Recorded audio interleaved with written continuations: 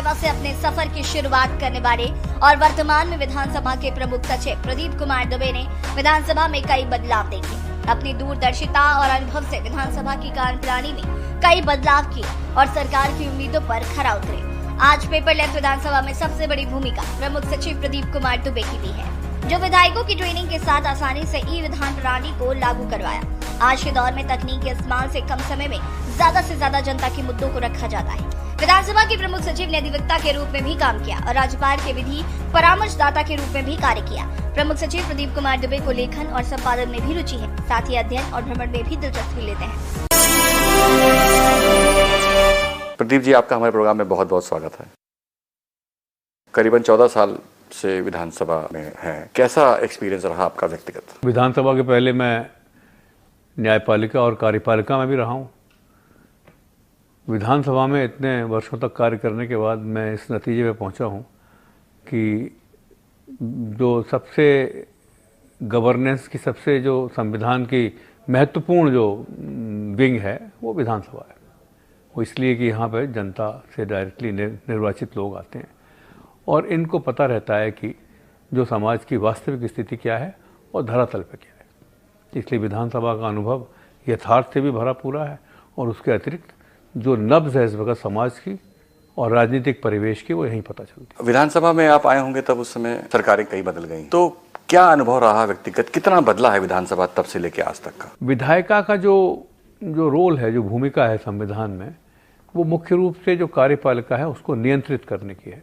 विधायिका पे कोई वैसी शक्ति नहीं होती है जिससे कि वो शासन चला सके, लेकिन विधायिका का नियंत्रण कार्यपालिका पे होता है। तो बिना किसी राजनीतिक मतलब भेदभाव के उत्तरोत्तर दुनिया में सभी जहाँ जहाँ संसदीय लोकतंत्र है वहाँ सरकारें ये नहीं चाहती कि उनको बहुत नियंत्रित किया जाए। तो विधायिका की भूमिका उसी प्रकार से बनती और बिगड़ती रहती है। तो विभिन्न सरकारों में विधायिका का रोल उसी लिहाज से बदलता है और जो सरकारें ज़्यादा लोकतांत्रिक होती हैं अपनी सोच में, वो ये चाहती हैं कि विधायिका भी उतनी भी महत्वपूर्ण और सुदृढ़ रहे जितना कि संविधान के निर्माताओं ने उसको बनाना चाहा था। शुरुआत में देखा है हम लोगों ने, एक विधानसभा सत्रों के बीच में हम लोगों ने मारपीट होते देखा है, लोगों को घायल होते देखा है, बहुत बुरा हाल भी देखा है। आज की विधानसभा और पुरानी विधानसभा में कितना अंतर पाते हैं आप कि पहले जो चेंज हुआ है उसके पीछे क्या कारण है? अब जो दुनिया की सभी संसद हैं या संसदीय प्रणाली है, उन सबका जनक जो है वो ब्रिटिश संसद को कहा जाता है। वहाँ पे मैग्ना कार्टा 1250 में हुआ था। तो वहाँ का जो संसदीय लोकतंत्र है, पार्लियामेंट्री डेमोक्रेसी, वो करीबन 700-800 साल पुरानी है। उसको परिपक्व होने में बहुत टाइम लगा। हमारे देश की जो सही मानों में देखा जाए तो 1952 से ही हम कहेंगे, उसके पहले भी था लेकिन तब आज़ाद नहीं था भारत। तो हमारे जो संसदीय लोकतंत्र है उसका जीवन कुल 70 से 75 साल के बीच का है। तो शनय शनय जब परिपक्व होती तो इस तरह के द्वंद्व दिखाई पड़ते हैं और दुनिया की सभी विधानसभाओं और लोकसभाओं में या जो भी संसद हैं वहाँ पे दिखाई पड़े। यहाँ तक कि इस संसद में जब नई नई स्पीकर की इंस्टीट्यूशन बनी और पार्लियामेंट था, तो स्पीकर का रोल ये हुआ करता था कि वो राजा से संवाद करता था, इसलिए उसको स्पीकर कहा जाता था कि वो ही will speak to the king. तो ऐसे करीब 5 या 6 स्पीकर्स हुए हैं अगर हम सही हैं, जिनको कि जब वो संवाद करने गए तो उनका सर कलम कर दिया गया। ये इतिहास ब्रिटिश का लिखा हुआ है। तो वहाँ भी ऐसी घटनाएं हुई। तो कभी ऐसा कोई हमारे विधानसभा में अगर घटना हुई भी है तो वो कोई ऐसा नहीं है कि उसी तरह का यहाँ माहौल हमेशा रहता हो। वो कभी ऐसा भावावेश में हो गया, बट अन्यथा जो माननीय सदस्य यहाँ विधानसभा में आते हैं, जनप्रतिनिधि, वो अपने विधानसभा क्षेत्र के लिए और अपनी जनता के लिए बहुत जागरूक रहते हैं। अंतर ये है पहले और अब की विधानसभा में, वो ये है कि अब इनकी विधानसभा का दबाव बहुत रहता है और इसलिए बराबर इनको इस बात के लिए अवेयर रहना पड़ता है, सजग रहना पड़ता है कि उनकी विधानसभा में काम होता रहे। अन्यथा वहाँ पे दोबारा ये चुन के आएंगे कि नहीं, इसका बड़ा भारी चुनौती है। पहले ऐसी स्थिति नहीं थी। दूसरा ये है कि 1970 तक विधानसभा में जो चर्चा होती थी उसका स्तर थोड़ा ऊपर होता था, क्वालिटी बेहतर होती थी डिबेट की। उसका भी कारण ये है कि 1970 तक हम समझते हैं कि स्वतंत्रता संग्राम के जो मूल्य थे या जो हमारी जो पॉलिटिक्स थी उसके बारे में कहा जाता था कि वो एलिटिस्ट पॉलिटिक्स थी, अभिजात्य वर्ग के लोग ज़्यादा थे। फिर धीरे धीरे जैसे जैसे डेमोक्रेसी मैच्योर हुई और समाज के आखिरी पायदान का व्यक्ति आया तो डिबेट की क्वालिटी तो ज़रूर कम हुई क्योंकि उसका उतनी शिक्षा नहीं होगी, लेकिन उससे हमारा लोकतंत्र मजबूत हुआ और भागीदारी बढ़ी और ज़्यादा रिप्रेजेंटेटिव डेमोक्रेसी हुई। अब धीरे धीरे फिर स्तर ऊपर चला जाएगा, लेकिन जो पहले बड़ी बड़ी डिबेट हुई उनका ही प्रतिफल था कि भागीदारी आखिरी पायदान के भी लोगों की हुई। तो ये अंतर है कि अब ज़्यादा मोज़ैक डेमोक्रेसी है, ज़्यादा रिप्रेजेंटेटिव है। ये अमूमन देखा गया है कि जो जनमानस में एक विधायकों को लेकर और नेताओं को लेकर जो नेगेटिव परसेप्शन बना हुआ है, चाहे मूवी पिक्चरों में देखा जाए या हमारे मन में, आपके मन में रहता हो या जो लोग जनता के मन में है, आपने विधायकों को बहुत करीब से देखा है। क्या जो पिक्चरों में या जो जनमानस की भावना है कि नेता नगरी में ये होता है वो होता है, कितना अंतर है? बहुत अंतर है। मुझे लगता है कि जो जनमानस में विधायकों और सदस्यों की जो छवि है उसमें बहुत परिवर्तन आ रहा है और बल्कि वर्तमान जो हमारे माननीय अध्यक्ष हैं उन्होंने इसमें कुछ अभिनव प्रयोग किए। उन्होंने देखा कि जब हमारे यहाँ बहुत ही हाईली क्वालिफाइड मेंबर्स हैं, अति शिक्षित जिन्हें कहना चाहिए, तो उन्होंने उनके समूह बना के उनके साथ भोजन पे उनसे संवाद किया। तो हमारे यहाँ करीबन 20 डॉक्टर्स हैं, इसी तरह से 25-30 इंजीनियर्स हैं, हमारे यहाँ शोध उपाधि धारक भी हैं इस वक्त 18वीं विधानसभा में, और उसमें प्रबंधन से भी जो शिक्षित लोग हैं वो हैं, और उसमें ऐसे लोग भी हैं जो कि बहुत अच्छे इंस्टीट्यूशन से भी हैं, MS हैं, पोस्ट ग्रेजुएट मेडिकल साइंसेज में हैं, और लॉ ग्रेजुएट तो बहुत हैं, करीब 60-70 लोग हैं।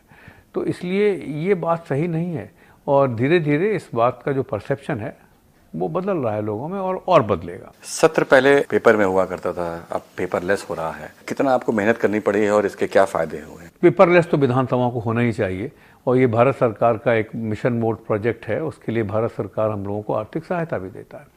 उस लिहाज से हमारे वर्तमान मुख्यमंत्री जी भी, उनका भी ये विनिश्चय था कि उत्तर प्रदेश विधानसभा में पेपरलेस होने की व्यवस्था हो, और बल्कि उन्हीं की प्रेरणा से और माननीय अध्यक्ष जो हमारे वर्तमान हैं उनके मार्गदर्शन में हम लोगों ने इसको करीब मैं कहूँगा 80% पेपरलेस कर दिया है। और ई विधान तो हो ही गया है, ई विधान के जो भी एस्पेक्ट्स हैं उसमें हम लोगों ने फर्स्ट मॉड्यूल उनका पूरा कर दिया है।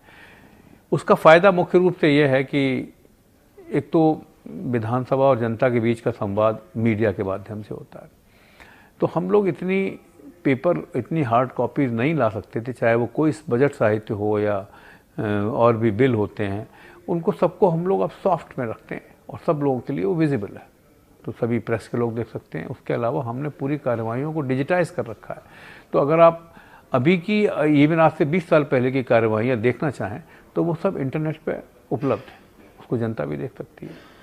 तो डिजिटल जब तक नहीं होगा तब तक पता ही नहीं लगेगा लोगों को। और दूसरी बात, अब सोशल मीडिया का ज़माना है, इंटरनेट का ज़माना है, IT रेवोल्यूशन है, तो जो युवा है उसके लिए, उसको संवेदनशील बनाने के लिए विधायिका के प्रति इसको डिजिटाइज होना भी ज़रूरी है और इसमें इलेक्ट्रॉनिक जो पद्धति है उसका इंट्रोडक्शन भी ज़रूरी है। उसके लिए हमारे मुख्यमंत्री जी और हमारे स्पीकर साहब ने विशेष प्रयास किए हैं। उत्तर प्रदेश अग्रणी प्रदेश है इस मामले में। स्मार्ट विधानसभा बनाने में जब जिस समय आपने शुरू की होगी कार्रवाई, तो उस समय कहीं चुनौती भी आई होगी। हमें लगता है कि जो यंग एज के विधायक होंगे वो तो इसको अप्रिशिएट कर रहे होंगे, लेकिन कहीं ना कहीं जो ज़्यादा बुजुर्ग विधायक होंगे उनको कहीं ना कहीं मन में एक संदेह होगा, तो उसको भी दूर करने में आपको बड़ी मेहनत करनी पड़ेगी। और इसके बारे में लोगों में बड़े मतलब एप्रीहेंशंस थे कि ऐसा होगा, लेकिन सरप्राइजिंगली आश्चर्यजनक रूप से ये कहा जाएगा कि हमारे करीब 75% विधायकों ने पहली बार में ही उसको इस्तेमाल किया।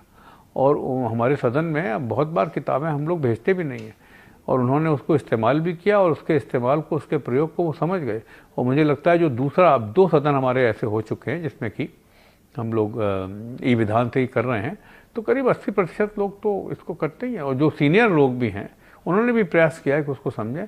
इसलिए ये कहना गलत है कि वो हमारे यहाँ तो उनको सहायता देने के लिए NIC के लोग भी हैं, हमारे सचिवालय के लोग भी रहते हैं, लेकिन अब उसके आगे का जो और भी कार्रवाई है वो भी हम कोशिश करेंगे कि वो करें। उत्तर प्रदेश के सदस्यों ने, माननीय सदस्यों ने इस मामले में आश्चर्यजनक रूप से उसका प्रयोग किया है। तो ई विधानसभा से और पहले में समय की बचत भी हुई होगी? बिल्कुल, ई विधान उसमें समय की भी बचत हुई है और उसके अतिरिक्त हमारे जो विधानसभा सचिवालय के कार्यकलाप हैं उसमें भी आसानी हुई है। उसमें बल्कि मैं कहूँगा कि उसमें जो उसकी जो करेक्टनेस है चीज़ों की वो बढ़ी है। और सिर्फ माननीय विधायकों के लिए ही नहीं, यहाँ के विधानसभा सचिवालय के कर्मियों के लिए भी एक चुनौती का काम था, लेकिन यहाँ पे धीरे धीरे विधानसभा सचिवालय के कर्मियों ने भी उसको अडॉप्ट किया है और वो बेहतर चल। देखा है कि बहुत ही चुनौतीपूर्ण काम है विधानसभा को चलाना। इतने प्रदेश भर के वीआईपी लोग हैं, उनको एक साथ मैनेज करना बड़े सहज भाव में दिखते हैं। हमेशा हम लोग देखते हैं कि आप हंसते कुश्ते कर देते हैं, कभी असहज भी हुए हैं? मुझे लगता है कि विधानसभा में काम करना सबसे सहज बात है, इसलिए कि जो विधानसभा के सदस्यगण होते हैं वो बहुत ही ज़मीन से जुड़े हुए लोग होते हैं और वो चीज़ों को बेहतर समझते हैं। और कभी भी कोई ऐसी स्थिति मेरे सामने नहीं आई जिसमें कि कभी किसी माननीय सदस्य से किसी प्रकार की कोई नाइतफाकी रही हो। बिकॉज उसका कारण ये है कि वो जनता के लोग हैं और वो ज़्यादा सरल हैं और ज़्यादा रियल भी हैं। तो मैं समझता हूँ कि सबसे सुरुचिपूर्ण और सहज काम विधानसभा में काम करना है। इससे ज़्यादा चुनौतीपूर्ण जो संविधान के अन्य शाखाएं हैं उनमें मुश्किल है। विधानसभा की लॉबी में बड़ा बदलाव किया आपने, तो ये इसकी शुरुआत कैसे हुई? ये हमारे माननीय अध्यक्ष जी का ये सोचना था कि विधानसभा की जो लॉबी है, विधानसभा का जो परिसर है, उसका वो स्तर होना चाहिए कि जो सदस्य यहाँ पे आएँ उनको ये इस बात का गौरव हो कि ये हमारी विधानसभा है। तो अब उन्होंने उस लॉबी में इस तरह की व्यवस्थाएँ की हैं जिससे कि वहाँ पर सदन के बीच में जब भी अंतराल होता है उनको ज़्यादा सुविधा प्राप्त हो सके। वहाँ पे कुछ पेय पदार्थों का भी, जैसे कॉफ़ी और सूप वगैरह का भी इंतज़ाम किया हुआ उन्होंने। उसके अलावा वहाँ पे जो वहाँ का बैठने उठने का जो तरीका था वो पहले से बेहतर किया है, जिससे कि वो वहाँ पे ज़्यादा बेहतर तरीके से रिलैक्स भी कर सकते हैं और एक स्तरीय व्यवस्थाएँ वहाँ की गई। प्रदीप जी से हम लोग की बात जारी रहेगी, मिलते हैं छोटे से ब्रेक के बाद। अब जनता बोलेगी, सारी पोल खोलेगी, देखेंगे आपके वार्ड का विकास, क्या समस्याओं से मिली निजात, पब्लिक की पूरी हुई आस, मिस्टर पार्षद फेल हुए या पास। के न्यूज इंडिया पर देखिए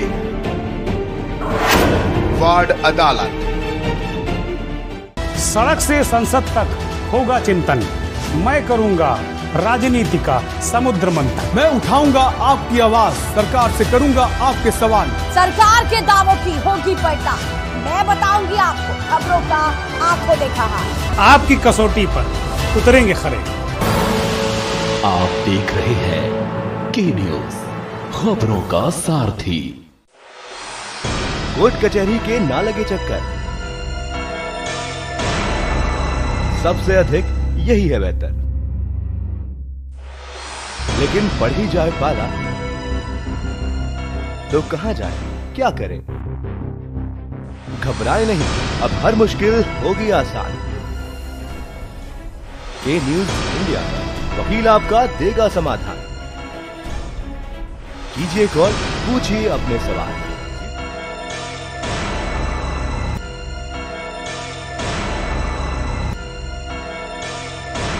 वकील आपका हर रविवार दोपहर 3 बजे केवल के न्यूज इंडिया पर। आज की इस भाग दौड़ भरी जिंदगी में समस्याएं हमारे जीवन का एक अंग बन चुकी हैं। हम व्यापार से संबंधित समस्याओं से जूझ रहे हैं, हम स्वास्थ्य से संबंधित समस्याओं से भी जूझ रहे हैं। हमारे बच्चे हमारी बात नहीं सुनते और हम अपने रिलेशनशिप को लेकर भी समस्याओं से घिरे हुए हैं, क्योंकि आज का आधुनिक युग समस्याओं का एक जंजाल बन चुका है। लेकिन जहां पर समस्याएं हैं, ईश्वर ने वहां पर समस्याओं का समाधान भी दिया है। आपको मिलेगा आपकी हर समस्या का समाधान। जुड़िए रात्रि 11 से 12 बजे मेरे साथ, सिर्फ के न्यूज इंडिया। अब जनता बोलेगी, सारी पोल खोलेगी, देखेंगे आपके वार्ड का विकास, क्या समस्याओं से मिली निजात, पब्लिक की पूरी हुई आस, मिस्टर पार्षद फेल हुए या पास। के न्यूज इंडिया पर देखिए वार्ड अदालत।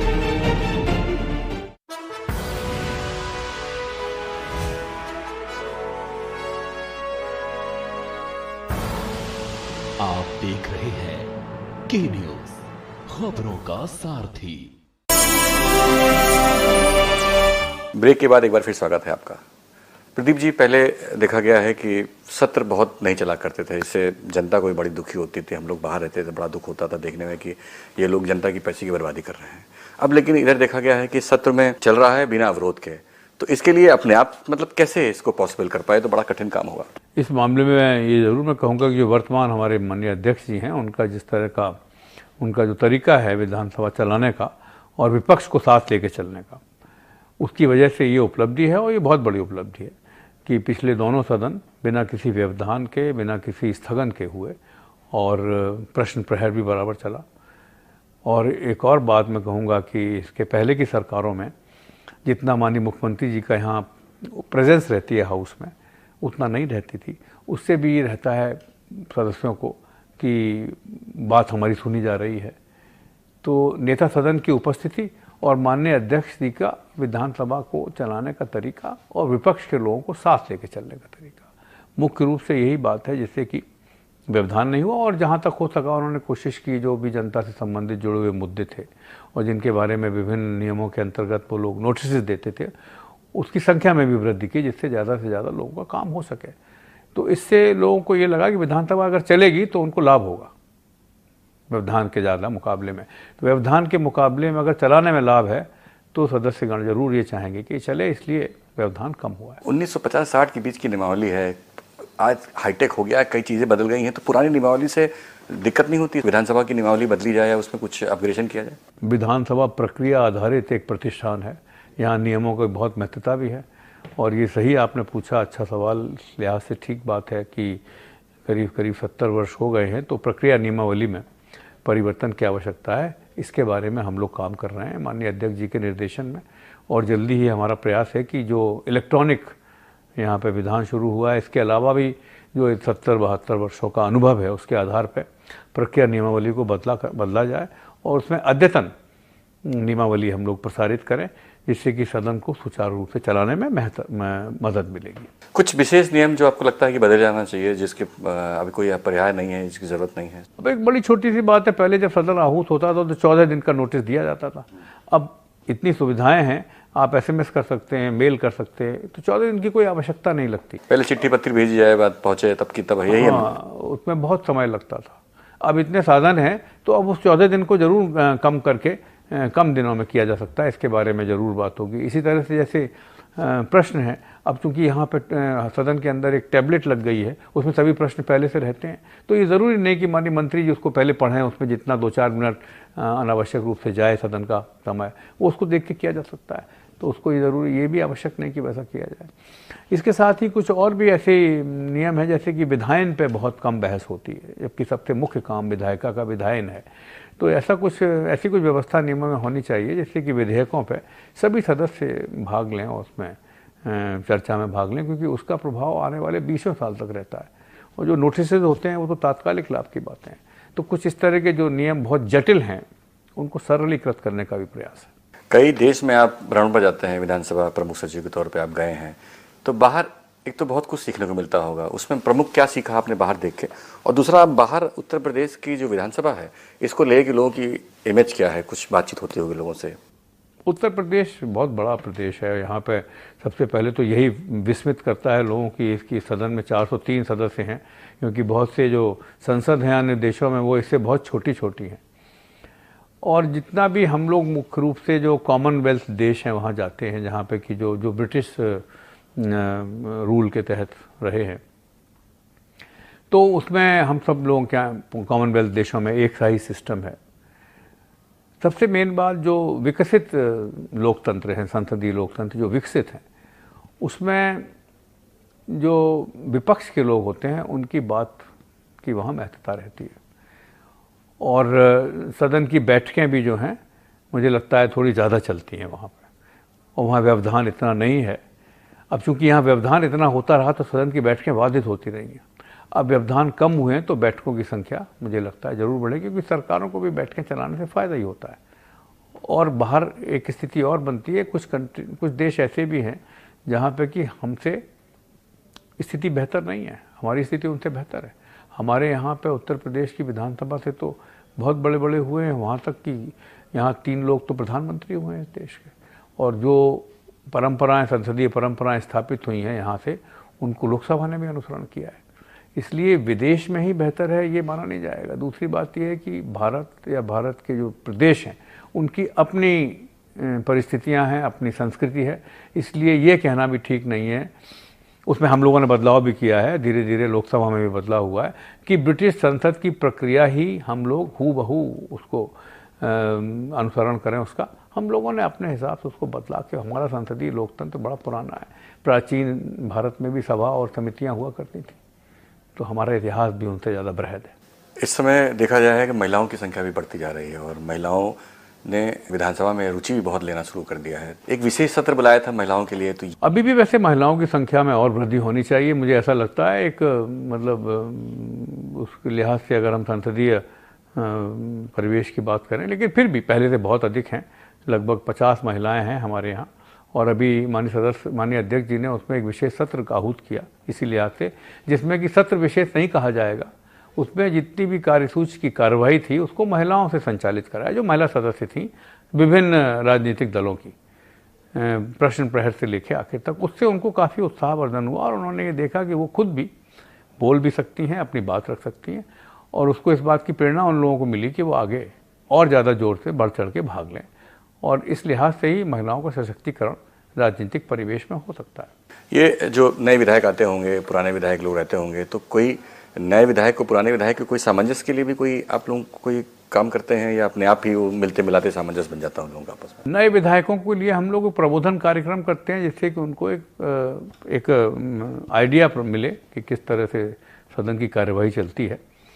पुराने विधायक उसमें वो आए, उनके लिए आवश्यक नहीं है, लेकिन सदन में इस तरह का माहौल हमेशा रहता है कि हर दल के जो वरिष्ठ विधायक होते हैं, सदस्य होते हैं, माननीय सदस्यगण, वो जो नए सदस्यगण हैं उनको मार्गदर्शन उनको देते भी हैं, और वो ये भी देखते हैं कि उन लोगों ने अगर कोई ऐसी बात की है जो कि उपयुक्त नहीं है, तो उनको ये भी बताते हैं कि इसको इस तरह से नहीं, इस तरह से रखा जाए। और हमारे जो अध्यक्ष हैं, वर्तमान भी माननीय अध्यक्ष हैं, अन्य अध्यक्षगण भी, वो भी ये प्रयास करते हैं कि जो युवा विधायक हैं, युवा सदस्यगण हैं, वो अपने वरिष्ठों से सीखें और उनको सदन का धीरे धीरे ज्ञान प्राप्त हो। तो सामंजस्य अपनी तरह होता है। प्रदीप जी, आप बहुत व्यस्त रहते हैं, इसलिए आपका आखिरी सवाल, चूँकि सत्र भी अब 1-2 महीने दिसंबर से शायद शुरू होने वाला है, कि देविकानंद मित्तल जी जो 1950 से 60 के बीच में रहे थे, कि वो 18 साल विधानसभा के प्रमुख सचिव रहे हैं, उस समय से सेक्रेटरी हुआ करते थे। तो आप करीबन 14 साल हो चुके हैं, तो क्या लगता है कि उनका रिकॉर्ड तोड़ देंगे? मतलब सर्वश्रेष्ठ समय बिताने वाले प्रमुख सचिव होंगे हमारे प्रदीप दुबे जी? अब रिकॉर्ड तोड़ने का कोई ऐसा प्रयास तो विशेष है नहीं, लेकिन आपको ये बता दूं मैं कि जो दुनिया भर की विधायिकाएं हैं, खासतौर से जो जिसको मदर पार्लियामेंट कहा जाता है, हाउस ऑफ कॉमन्स, ब्रिटिश संसद, वहाँ पे जो सेक्रेटरी होता है उसको क्लर्क एट द टेबल कहते हैं, और उसकी कोई रिटायरिंग एज नहीं है। वो इसलिए नहीं है कि सदन में वही ऑफिसर सेक्रेटरी हो सकता है जिसकी इंस्टीट्यूशनल मेमोरी हो और बहुत बड़ा अनुभव हो और बहुत वरिष्ठ हो। तो वहाँ पे कोई रिटायरिंग एज नहीं है। वहाँ पे जो भी सेक्रेटरी होता है या क्लर्क एट द टेबल, वो अपनी इच्छा से पद छोड़ता है। वहाँ पे अभी हाल में विलियम नेट्जर आई थिंक थे, उन्होंने करीब 73 वर्ष पे अपने स्वास्थ्य कारणों से पद को छोड़ा। तो इसलिए ये कोई बहुत आश्चर्यजनक बात नहीं है। विधायिका के जो सेक्रेटरी हैं वो कार्यपालिका के सचिवों से डिफरेंट होते हैं। नाम जरूर यहाँ सेक्रेटरी का है, लेकिन यहाँ के कार्यों में जो हमारी नियमावली है उसमें कुछ प्रमुख सचिव के विशेष कर्तव्य दिए गए, ऐसे कर्तव्य कार्यपालिका में नहीं होते हैं। और संसदीय परंपराओं और प्रक्रिया की जो सबसे बड़ी किताब है, सबसे बड़ा ग्रंथ है, जिसको सुप्रीम कोर्ट भी रेफर करता है, कॉल और शक्धर द्वारा लिखी गई है, वो दोनों ही लोकसभा के महासचिव थे। तो यहाँ के सचिव या महासचिव वो सिर्फ ब्यूरोक्रेट नहीं होते हैं, उनको संसदीय परंपराओं, प्रक्रियाओं और संसदीय विधि का विशेष ज्ञान होना चाहिए और अनुभव होना चाहिए। मैं अपने बारे में नहीं कह रहा हूँ, जो आगे भी आएंगे और जो पहले भी रहेंगे, हमारे आगे भी लोग आएंगे, पहले भी रहेंगे। और समय का जहाँ तक सवाल है, वो तो समय के प्रभाव के साथ कार्य कर रहा हूँ, रिकॉर्ड तोड़ने का कोई प्रयास भी नहीं है। तो ये थे प्रदीप दुबे जी, जिनकी मेहनत से विधानसभा का जो सत्र है, पहले जो हम लोग सुना करते थे लड़ाई झगड़े होते हैं, तो इनका बहुत योगदान है, जिससे कि आप बिना बाधा के आप विधानसभा चलते देखेंगे, जिससे कहीं ना कहीं हमारा, आपका, जनता का फायदा होता है। मिलते हैं अगले प्रोग्राम में किसी और से, तब तक के लिए जय हिंद।